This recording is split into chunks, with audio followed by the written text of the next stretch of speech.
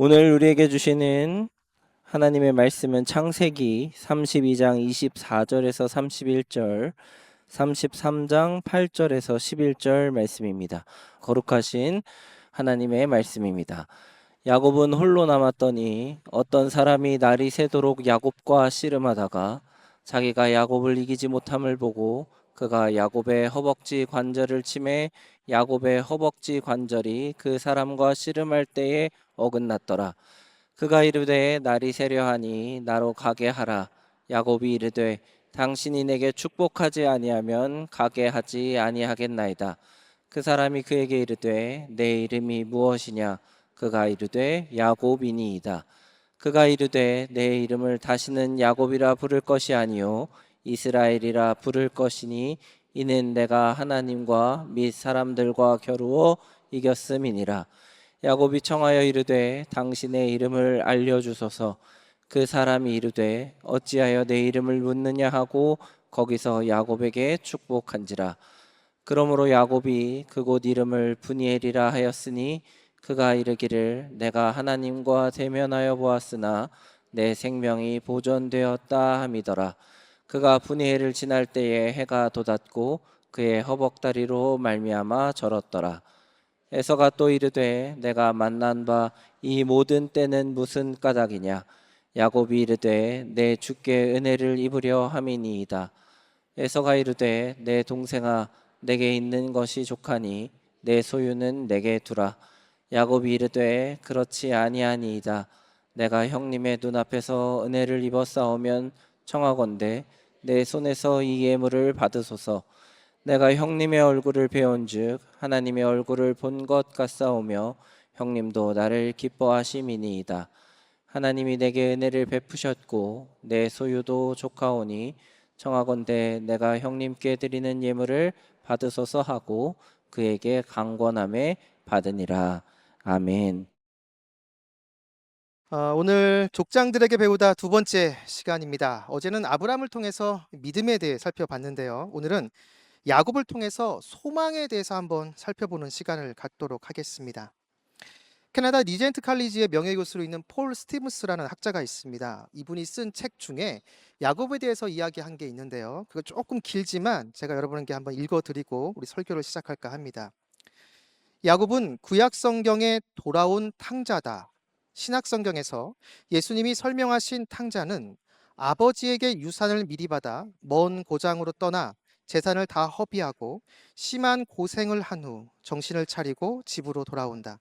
탕자는 그 과정을 통해 자신과 아버지를 동시에 발견한다. 이 놀라운 이야기는 우리에게 야곱이 경험한 두 번의 귀향을 연상하게 하며 우리를 그 두 번의 귀향으로 초대한다. 하나는 하나님에게로, 또 하나는 우리 자신에게로 돌아가는 것이다. 둘 중 어느 하나만 할 수는 없다. 탕자가 자신이 잘못된 인생을 살고 있다라는 것을 깨닫고 아버지에게로 향하게 됐을 때 비로소 자신의 아버지를 제대로 알게 됐고 동시에 아버지 앞에 자신이 어떠한 존재인지를 알게 됐다라는 말입니다. 야곱의 일생도 이와 비슷합니다. 길고 긴 인생의 여정을 돌아서 자신이 하나님 앞에서 어떠한 존재이며 어떠한 존재로 서 있어야 되는지 알게 됐고 그리고 그 하나님이 자기에게 어떠한 분이신지를 야곱은 알게 됐다라는 것이죠. 야곱의 성향, 야곱이 어떠한 사람인지는 그가 태어났을 때를 보여주는 본문을 보면 알 수 있습니다. 야곱의 아버지 이삭은 40세에 그의 아내 리브가와 결혼을 했습니다. 그런데 리브가는 임신을 하지 못합니다. 그래서 이 이삭이 그의 아내 리브가를 위해서 기도합니다. 창세기 25장 21절을 보면 이삭이 그의 아내가 임신하지 못함으로 그를 위하여 여호와께 간구하매 여호와께서 그의 간구를 들으셨으므로 그의 아내 리브가가 임신하였더니. 이것만 보면 이삭과 리브가의 관계가 굉장히 좋은 것 같습니다. 그런데 이 이후를 보면 이삭과 리브가의 관계가 썩 좋지 못했던 것 같습니다. 그 계기가 된 사건이 이 다음 장, 그러니까 창세기 26장을 보면 기근이 들어서 이 이삭이 그랄에 머물게 되는데 바로 그곳에서 이삭의 아버지 아브라함이 한 실수를 똑같이 이삭이 하게 됩니다. 주변 사람들이 자신을 죽이고 아내를 빼앗을까 봐 두려워 아내를 누이라고 한 것이죠. 아브라함, 그러니까 이삭의 아버지 아브라함이 자신의 아내 사레를 누이라고 한 것은 2번 나옵니다. 이집트에서 1번, 그랄에서 1번입니다. 그런데 아브라함의 아내 사라는 굉장히 순종적인 여성입니다. 2번씩이나 자기를 누이라고 한 그 아브라함에 대해서 사라는 뭐라고 하지 않습니다. 하지만 이삭의 아내 리브가는 좀 다릅니다. 리브가는 결혼하겠다고 자신의 고향을 떠나서 이삭에게 직접 찾아왔습니다. 아브라함처럼 고향, 친척, 아버지의 집을 떠나온 것이죠. 대단한 겁니다. 그리고 자신의 주장을 서슴없이 주장하는 진취적이면서 주체적인 여성입니다. 그러한 리브가에게 이삭의 이러한 행동은 굉장히 큰 충격이었을 것이고, 이 사건 이후에 이삭과 리브가의 관계는 좋지 못했을 것입니다. 어찌됐든 이삭은 아내 리브가를 위해서 기도합니다. 하나님께서 그 기도에 응답하십니다. 쌍둥이를 임신하죠. 그런데 태 속에서 이 2아이가 서로 싸웁니다. 창세기 25장 22절을 보면 그 아들들이 그의 태 속에서 서로 싸우는지라. 여기 싸우다 해당하는 히브리 단어가 라짜으인데요. 이거는 굉장히 과격한 단어입니다. 이것이 쓰인 용례를 보면 두개골을 깨트리다, 그런 용례로 쓰일 정도로 과격하고 굉장히 폭력적인 단어입니다. 그런데 지금 이 리브가 복중에 있는 2아이가 이렇게 격렬하게 지금 싸우고 있다라는 것이죠. 그 이유는 서로 주도권을 잡기 위해서입니다. 어머니 뱃속에서부터 서로 우위를 점하기 위해 서로 지금 치열하게 싸우고 있는 것이죠. 그런데 하나님께서 이어서 이렇게 말씀하십니다. 창세기 25장 23절을 보면 여호와께서 그에게 이르시되 2 국민이 내 태중에 있구나. 2 민족이 내 복중에서부터 나누이리라. 이 족속이 저 족속보다 강하겠고 큰 자가 어린 자를 섬기리라 하셨더라. 하나님께서 태중에 2 아들이 있구나 이렇게 말씀하시지 않고 2 민족이 있다라고 말씀하십니다. 여러분, 이 말은 복중에 있는 이 2 아들이 2 민족의 시조가 될 것이고 한쪽이 하나님께 택한 그 민족이 된다라는 것이죠. 즉 아브라함부터 시작한 그 하나님의 언약의 복이 그 한 사람을 통해서 흘러가게 된다라는 겁니다. 그 선택, 그 택함은 어린 자라고 말씀하십니다. 즉 하나님의 언약의 복이 쌍둥이 중에서 동생을 통해서 이어간다라는 것이죠. 여기서 우리는 이 하나님의 그 언약의 약속, 그 언약의 복에 대한 이 계시, 이 말씀을 하나님께서 이삭에게 말씀하신 것이 아니라 그의 아내 리브가에게 말씀하셨다라는 것을 기억해야 합니다. 시간이 흘러서 출산의 때가 됐을 때 성경은 먼저 나온 사람을 에서라 말하고 나중 나온 사람을 야곱이라고 말합니다. 그런데 야곱은 그냥 나오지 않고 먼저 나온 형 에서의 발꿈치를 잡고 나옵니다. 창세기 25장 26절을 보면 후에 나온 아우는 손으로 에서의 발꿈치를 잡았으므로 그 이름을 야곱이라 하였으며, 성경의 첫 번째로 등장하는 야곱의 모습을 성경은 이렇게 묘사하고 있습니다. 형 에서의 발꿈치를 잡고 나온 사람. 이거 자체가 야곱은 태생적으로 지기 싫어하고 어떻게 해서든 자신이 높아지고 더 많이 가져야 직성이 풀리는 그러한 사람인 것을 지금 말해주고 있는 것이죠. 어머니 태정에서부터 먼저 태어나고 자신이 높아져야 된다고 생각을 하고 있는 야곱이 장자가 되지 못한 상황에서 형 에서와 같은 공간에서 살아갈 때 좋은 관계를 맺지 못한 것, 이것은 너무나도 당연합니다. 야곱은 분명 에서를 제치고 자기가 높아지기를 바랬을 것입니다. 야곱에게 있어서 인생의 소망은 삶의 모든 요소에서 다른 사람보다 더 높아지고 다른 사람보다 더 많이 갖는 것입니다. 소위 말해서 세속적인 성공이었죠. 그래서 야곱은 형 에서의 장자권을 삽니다. 창세기 25장 27절 이하를 보면 에서는 사냥꾼으로 성장하고 야곱은 장막에 거주하면서 조용히 지냈다라고 나옵니다. 그러던 어느 날 에서가 바깥에 나가서 사냥을 하고 집에 돌아왔는데 심한 허기를 느끼게 됩니다. 근데 마침 동생 야곱이 팥죽을 쓰고 있습니다. 그것을 보고 형 에서가 팥죽을 좀 달라고 이야기하죠. 그런데 야곱은 그냥 주지 않습니다. 조건을 달죠. 바로 형의 장자의 명분, 그 장자권을 자신에게 달라라고 이야기를 합니다. 그러자 에서는 대수롭지 않게 그 장자권을 넘깁니다. 아마도 에서는 이 일이 중요한 것이라고 생각하지 않았던 것 같습니다. 하지만 야곱에게는 자신이 이 집안의 장자로 세워지기 위한 작업을 시작한 것이죠. 이 이후에 이어지는 사건이 바로 아버지와 그리고 형을 속이는 사건입니다. 어느 날 이삭이 자신의 눈이 어두워지는 것을 느끼고 이제 곧 자기가 죽겠구나라는 생각을 하게 됩니다. 그래서 에서에게 자신을 위한 별미를 준비해 와라라고 이렇게 이야기를 합니다.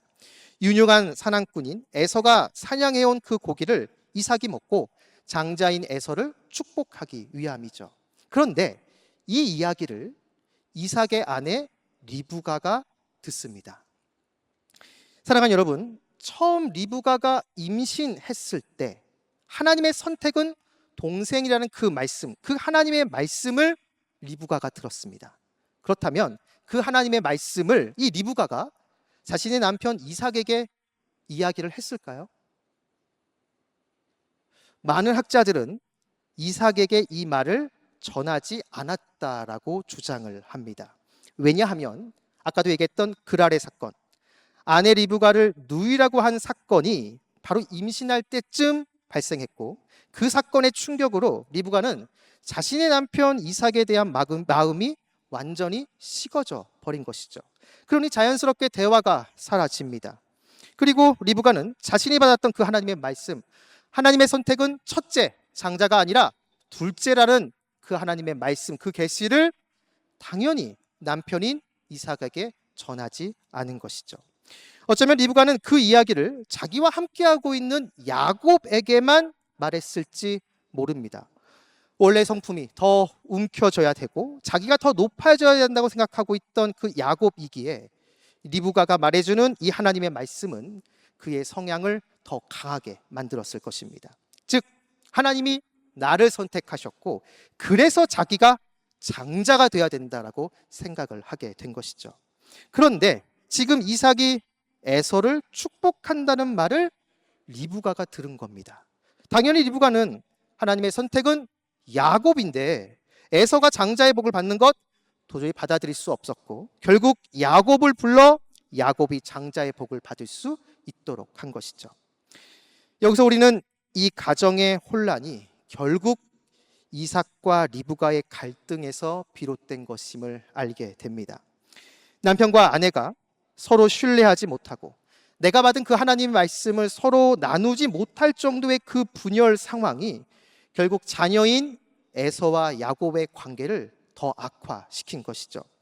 이 가정의 어려움은 결국 부부 사이의 불화에서 시작된 것입니다. 사랑하는 여러분, 이 이야기는 단지 한 가정의 과거사가 아니라 오늘을 살아가는 우리에게 굉장히 중요한 교훈을 줍니다. 하나님께서 세우신 가정의 중심은 서로에 대한 사랑과 신뢰, 그리고 하나님 앞에서의 진실한 소통에 있습니다. 부부가 마음을 나누지 못하고 각자의 생각과 각자의 방법만 붙을 때 그 갈등은 다음 세대까지 이어지게 된다는 것이죠. 반대로 서로를 존중하며 하나님의 뜻을 함께 구할 때 그 가정은 회복되고 자녀들은 건강한 믿음 안에서 자라나게 되는 것입니다. 그렇게 우리는 이삭과 리브가의 실수를 반면교사 삼아서 하나님 안에서 서로를 신뢰하고 사랑 안에 하나된 가정을 이루어 가야 합니다. 저와 여러분의 가정이 주님의 안에서 이러한 주님의 사랑 안에서 하나가 되는 가정이 되기를 주님의 이름으로 축복합니다. 이삭의 말을 들은 리브가는 이삭이 좋아하는 별미를 만들고 야곱이 에서의 모습으로 이삭 앞에 설 수 있도록 에서의 옷을 입힙니다. 그리고 에서는 털이 많은 사람인지라 야곱의 맨살 위에 동물의 가죽을 입히고 이삭 앞에 서게 하죠. 인기척이 느껴지자 이삭은 물어봅니다. 창세기 27장 19절을 보면 야곱이 아버지에게 대답하되 나는 아버지의 맏아들 에서로서이다. 자신이 아버지의 맏아들 에서입니다 라고 이렇게 이야기를 합니다. 지금 야곱은 아버지 이삭 앞에서 거짓말을 하고 있지만 어쩌면 야곱은 자신의 바램을 지금 아버지 앞에 말하고 있는 것일 수 있습니다. 즉 아버지 앞에 맏아들로 서고 싶은 것이죠. 맏아들로 아버지의 복을 받고 장자로 서고 싶은 마음이 있었던 것입니다. 그렇게 본다면 야곱에게 있어서 에서는 증오의 대상이면서 동시에 되고 싶은 대상이었습니다. 즉 지금 현실은 맏아들이 될 수 없기에 에서가 돼서 에서의 삶을 살아 맏아들이 되고 싶었던 것이죠. 야곱이라는 자기 자신을 포기하면서까지 맏아들이 돼서 축복을 받고 싶었던 것입니다. 뭔가 이상함을 느꼈지만 아버지 이삭은 에서로 변장한 야곱을 축복합니다. 그 축복의 내용이 창세기 27장 27절부터 29절에 나옵니다. 그가 가까이 가서 그에게 입맞추니 아버지가 그의 옷에 향취를 맡고 그에게 축복하여 이르되 내 아들의 향취는 여호와께서 복 주신 밭의 향취로다. 하나님은 하늘의 이슬과 땅의 기름짐이며 풍성한 곡식과 포도주를 내게 주시기를 원하노라. 만민이 너를 섬기고 열국이 내게 굴복하리니 내가 형제들의 주가 되고 내 어머니의 아들들이 내게 굴복하며 너를 저주하는 자는 저주를 받고 너를 축복하는 자는 복을 받기를 원하노라. 이삭의 복의 내용은 크게 두 가지입니다. 물질의 복과 그리고 권력의 복입니다. 다른 사람보다 더 많이 소유하게 될 것이고 다른 사람보다 더 높아지게 된다. 바로 그 복의 내용이죠. 야곱이 그토록 바랬던 복입니다. 야곱이 그토록 바라고 바랬던 장자의 복을 드디어 받게 된 것이죠. 그런데 여기서 우리가 한 가지 좀 질문을 해봐야 됩니다. 리브가가 임신했을 때 하나님의 선택은 동생 야곱이었습니다. 그렇다면 여러분, 이 하나님의 선택이란 것은 과연 무엇일까요? 여러분, 이 하나님의 선택은 하나님께서 아브라함에게 약속하셨던 언약의 약속, 그 언약의 복입니다. 자손이 많아지게 될 것이고 그리고 가나안 땅을 차지하게 될 것이다. 그 약속이죠.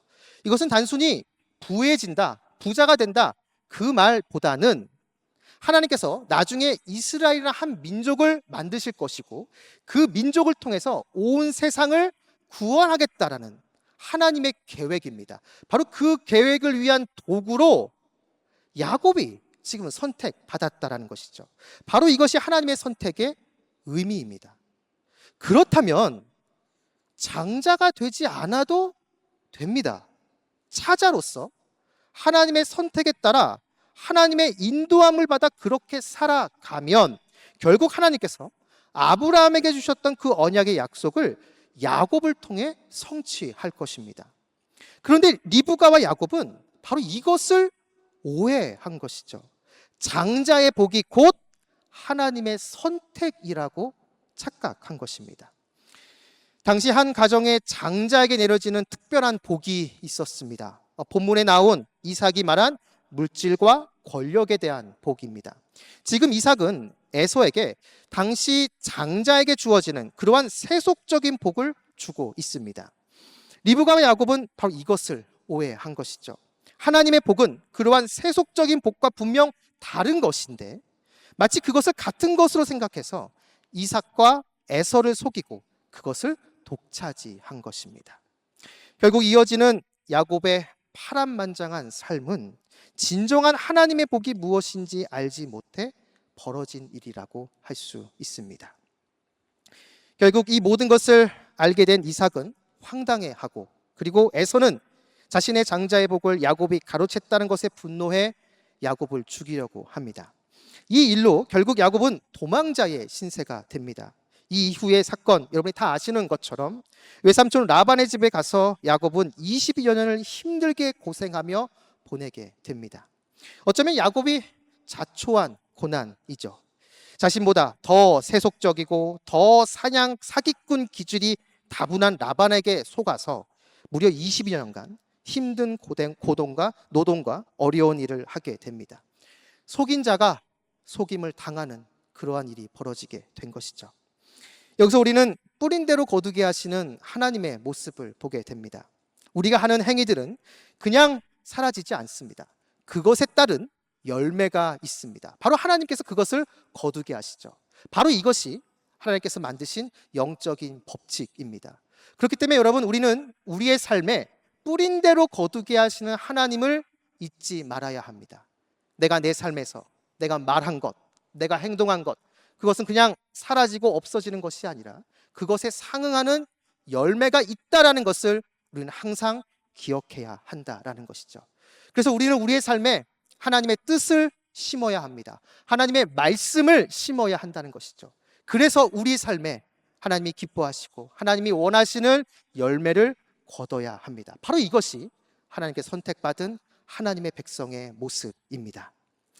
하지만 안타깝게도 하나님께 선택받은 야곱은 여전히 변하지 않습니다.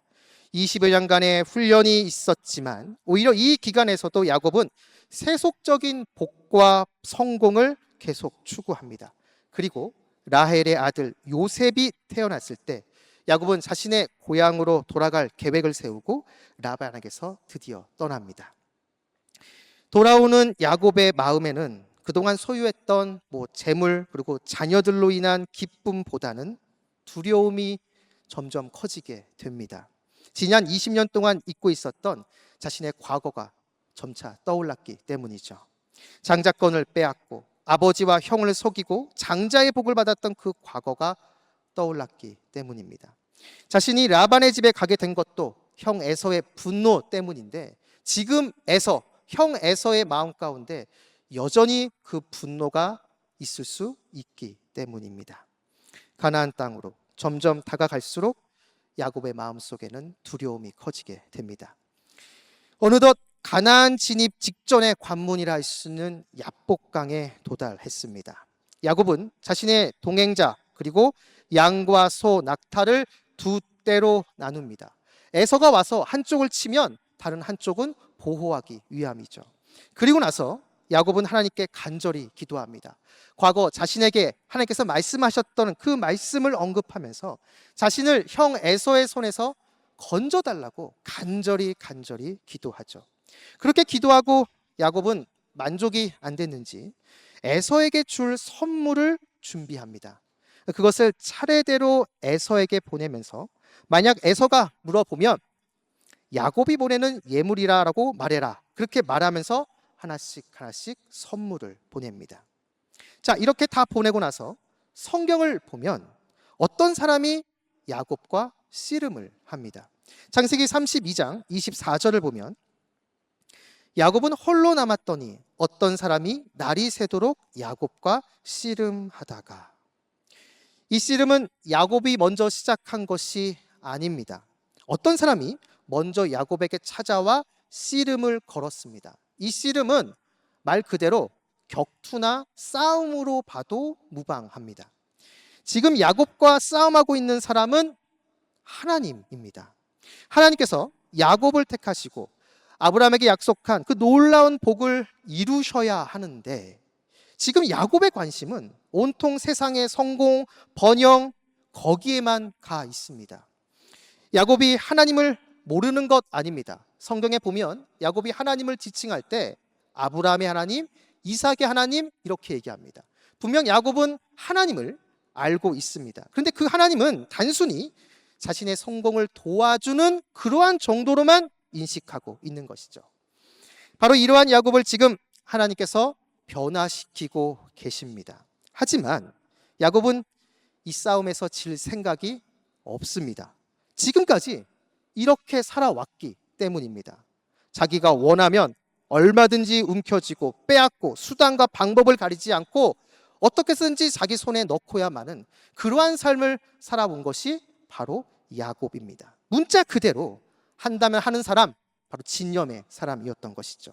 이러한 야곱을 하나님은 변화시키기 위해 베델의 체험도 하게 하시고 20년 하란 땅에서 혹독한 체험도 하게 하셨지만 야곱은 여전히 변화되지 않습니다. 결국 이러한 야곱에게 지금 하나님이 직접 찾아와 오셔서 싸움하고 계시는 것이죠. 이렇게 싸우다 하나님께서는 야곱의 허벅지 관절을 치십니다. 그리고 야곱은 넘어집니다. 그리고 하나님께서 야곱에게 이름을 묻습니다. 창세기 32장 27절을 보면 그 사람이 그에게 이르되 내 이름이 무엇이냐? 그가 이르되 야곱이니이다.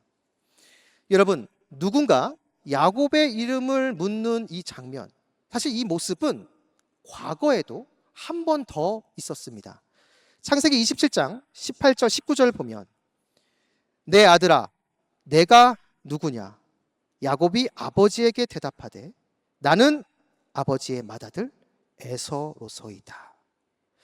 야곱은 과거 에서로 분장한 자, 형의 역할을 흉내낸 자, 형 에서의 가면을 쓴 자였습니다. 자기 본 모습을 감추고 형의 모습으로 살아왔던 자입니다. 왜냐하면 형의 축복을 받아야 했기 때문이죠. 장자의 복을 받기 위해서 장자인 에서가 되어야 했던 것입니다. 그런데 지금 하나님은 야곱의 이름을 묻고 있습니다. 이 질문 앞에 야곱은 솔직하게 자신의 이름을 말합니다. 저는 야곱입니다. 야곱이란 이름은 그가 형 에서의 발꿈치를 잡고 태어난 데서 비롯됐습니다. 히브리어로 이 발꿈치가 아케브인데요. 야곱의 이름은 이 단어와 관련되어 있습니다. 그래서 야곱이라는 이름에는 발꿈치를 잡는 자, 뒤따라가는 자라는 의미가 담겨 있습니다. 여기서 더 나아가서 이 야곱의 삶을 통해 이 야곱이란 이름 안에는 속여 빼앗는 자라는 의미가 덧붙여졌습니다. 바로 야곱이 그러한 삶을 살아왔기 때문이죠. 지금 야곱은 하나님 앞에 원래 자기 자신의 모습, 형의 가면을 쓴 모습이 아니라 진짜 자신의 모습을 고백하고 있습니다. 이 고백은 단순히 자신의 이름을 이야기한 것이 아니라 지금까지 살아온 자신의 모습과 한계를 인정하는 고백인 것이죠. 하나님 앞에서 원래 자기 자신의 모습으로 서게 되자 하나님은 야곱의 이름을 바꿔 주십니다. 창세기 32장 28절을 보면 그가 이르되 내 이름을 다시는 야곱이라 부를 것이 아니요 이스라엘이라 부를 것이니 이는 내가 하나님과 및 사람들과 겨루어 이겼음이니라. 하나님께서 야곱의 이름을 이스라엘로 바꿔 주십니다. 이스라엘의 이름의 뜻이 하나님과 겨루어 이겼다라고 나옵니다. 그런데 사실 여러분 이 싸움의 승자는 하나님이십니다. 야곱이 진 거죠. 이것은 하나님이 야곱의 이름을 새롭게 지어준 것을 보면 알 수 있습니다. 당시 고대 근동에서 누군가의 이름을 새롭게 지어준다는 것은 소유권을 갖는다는 의미입니다. 즉 하나님이 야곱을 소유했다라는 것이죠. 하나님이 야곱의 주인이 되어 주셨다라는 의미인 겁니다. 하지만 하나님이 이기셨음에도 하나님께 진 야곱을 하나님이 야곱이 이겼다라고 말씀하십니다. 여기서 우리는 굉장히 역설적인 진리를 만나게 되는데요. 그것은 바로 우리가 하나님께 지면 우리는 이긴다라는 것입니다. 우리가 주님께 져서 주님을 주인으로 섬기게 될 때 우리는 세상에서 승리하게 된다라는 것이죠. 지금 하나님은 야곱에게 바로 이러한 진리를 가르치고 있습니다. 지금까지 야곱은 이 세상의 복, 성공만이 전부인 사람이었습니다. 그래서 그것에 인생의 소망을 두고 그것만 추구하고자 노력했던 사람이 바로 야곱이죠. 하지만 야복강에서 벌어진 이 하나님과의 씨름에서 야곱은 깨닫게 됩니다. 자신이 추구했던 성공과 형통은 자신이 진정한 소망이 될 수 없음을 말이죠. 지금 당장 다가오는 현실의 문제, 바로 이 에서의 문제도 해결할 수 없습니다. 이 문제를 해결할 수 있는 유일한 한 분, 바로 하나님을 야곱은 만났고 그분이 진정한 자신의 소망이라는 것을 알게 된 것입니다. 그래서 이어지는 본문, 형 에서와의 만남을 보여주고 있는 장면을 보면 여기서 야곱은 놀라운 고백을 하게 됩니다. 창세기 33장 9절을 보면 에서가 이르되 내 동생아 내게 있는 것이 족하니 내 소유는 내게 두라. 하나님과 씨름한 후 하나님을 만난 야곱은 하나님의 은혜로 에서와 화해하게 됩니다.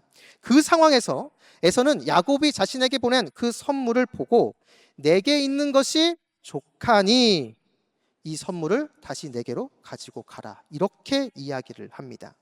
내게 있는 것이 족하니, 이것을 히브리어로 직역하면 나는 많이 갖고 있다라는 의미입니다. 그러니까 나는 지금 이미 많이 갖고 있으니까 야곱 네가 보낸 그 선물 도로 가져가라. 지금 에서가 이렇게 말하고 있는 것이죠. 그런데 야곱이 이에 어떻게 답을 하냐면 창세기 33장 11절을 보면 하나님이 내게 은혜를 베푸셨고 내 소유도 족하오니 청하건대 내가 형님께 드리는 예물을 받으소서 하고 그에게 강건함에 받으니라. 한글 성경에는 단순히 야곱이 내 소유도 족하오니라고 말합니다. 그런데 여러분, 이것을 히브리어로 직역을 하면 저는 모든 것을 갖고 있습니다입니다. 에서가 나는 많이 갖고 있다라고 말한 반면 야곱은 저는 모든 것을 갖고 있습니다라고 지금 이렇게 말하고 있다라는 것이죠. 그래서 지금 이 선물 다 받으라는 겁니다. 야곱은 지금 모든 것을 갖고 있습니다라고 이렇게 고백합니다. 야곱이 어떻게 이러한 고백을 할 수 있었을까요? 지금까지 야곱은 어떻게 해서든지 재물과 사람을 쟁취하기 위해 수단과 방법을 가리지 않았던 사람입니다. 원하는 것을 반드시 가져야만 직성이 풀렸던 그러한 사람이었죠. 바로 그러한 것들이 인생의 성공과 형통을 보장하는 것이라 생각했기 때문입니다. 바로 그것이 야곱 인생의 최고의 소망이었죠. 하지만 야복강가에서 야곱은 진정한 소망을 만나게 됩니다. 바로 하나님입니다. 하나님을 만나고 그분이 야곱의 인생의 주인이 되어주시자 야곱의 인생의 소망이 바뀝니다. 하나님이 그의 모든 것이 되어주셨죠. 그래서 과거 자신이 추구했던 양, 염소, 낙타, 그러한 재물들을 과감하게 내어주면서 지금 에서 앞에서 자신은 모든 것을 갖고 있습니다 라고 이렇게 고백하고 있는 것입니다. 왜요? 바로 하나님을 소유했기 때문입니다. 하나님이 이제 야곱의 진정한 소망이 되어 주신 것이죠. 야곱은 이렇게 머나먼 신앙의 여정을 통해 진정한 소망 하나님을 만났습니다. 자신의 삶에서 진정한 가치 하나님을 만난 것이죠. 그런데 우리가 야곱의 스토리에서 눈여겨봐야 하는 것은 이렇게 야곱이 하나님을 만나고 그의 이름이 이스라엘로 바뀌었는데 놀라운 것은 이 이후에 야곱의 이름, 원래 이름인 야곱, 그리고 새 이름 이스라엘, 이 두 이름이 서로 번갈아 가면서 나온다라는 것입니다. 원래대로라고 한다면 야곱은 야복강 체험 이후에 더 이상 야곱으로 불려서는 안 됩니다. 왜냐하면 하나님께서도 다시는 너를 야곱이라 하지 말고 이스라엘이라 하라, 분명히 이렇게 말씀하셨기 때문이죠. 실제로 창세기 안에서 하나님에 의해서 이름이 바뀐 사람이 다시 옛날 과거의 이름으로 불린 적이 한 번도 없습니다. 그런데 유독 야곱만큼은 과거의 이름 야곱 그리고 새 이름 이스라엘이 서로 번갈아 가면서 나오고 있다라는 것이죠. 실제로 야곱이라는 이 옛 이름이 이스라엘이라는 새 이름보다 더 많이 불려집니다. 창세기 33장 이후부터 창세기 50장까지 야곱이란 이름은 45번 나오고 이스라엘이란 이 새 이름은 단지 23번밖에 안 나옵니다. 이것은 무엇을 암시할까요?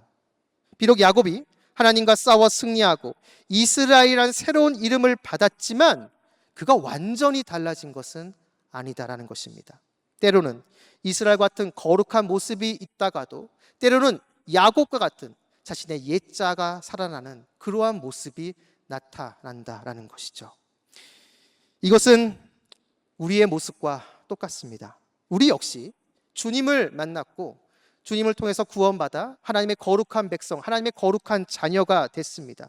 그런데 순간순간 죄악의 유혹에 흔들리고 그 죄악의 유혹 가운데 넘어질 때가 우리는 너무나 많다라는 것이죠. 우리는 그러한 실수를 반복하며 살아갑니다. 어떤 때는 이스라엘의 모습으로, 어떤 때는 야곱의 모습으로 말이죠. 그래서 야곱은 우리에게 거울과 같습니다. 그렇기에 우리는 구원 이후에도 계속해서 이스라엘로 서 있을 수 있도록 깨어 있어야 합니다. 말씀과 기도로 주님이 나의 진정한 소망이심을 계속해서 고백하며 매일 주님과 동행하려고 하는 그 노력하는 모습이 우리 가운데 있어야 된다는 것이죠. 그러한 노력과 그러한 몸부림이 있을 때 우리의 진정한 소망이신 주님께서 우리를 붙들어 주시고 우리를 변화된 존재, 바로 이스라엘로 온전히 서 있을 수 있도록 우리를 붙들어 주신다라는 것입니다. 사랑하는 말씀상 공동체 성락성결교회 성도 여러분, 설교 서두에 폴 스티븐스의 말을 소개했습니다. 그는 야곱의 이야기를 두 번의 귀향으로 설명합니다. 하나는 하나님께로 향하는 귀향, 그리고 다른 하나는 자기 자신에게로 향하는 귀향입니다. 야곱은 평생 세속적인 성공과 부, 명예를 최고의 소망으로 여기며 살아온 사람이었습니다. 원하는 것이면 반드시 얻어야 하고 그것을 얻기 위해 수단과 방법을 가리지 않았던 사람이었습니다. 하지만 하나님은 야복강에서 야곱을 멈춰 세웁니다. 그리고 그가 진정으로 돌아가야 할 곳이 어딘지를 깨닫게 해 주시죠. 야곱의 참된 소망은 세상의 성공이 아니라 바로 하나님이라는 것을 알게 해 준 것입니다. 바로 이것이 하나님께로 향하는 귀향입니다. 그런데 야곱이 하나님께로 향하기 전에 먼저 해야 할 일이 있었습니다. 그것은 바로 자기 자신에게로 돌아가는 것이었습니다. 지금까지 야곱은 끊임없이 다른 사람이 되려고 했습니다. 형 에서의 자리를 탐했고 그래서 형 에서의 가면을 쓰고 형의 복을 받으려고 했죠. 하지만 하나님은 이제 더 이상 야곱을 에서의 가면 뒤에 숨는 것을 허락하지 않으셨습니다. 하나님은 야곱에게 질문합니다. 내 이름이 무엇이냐?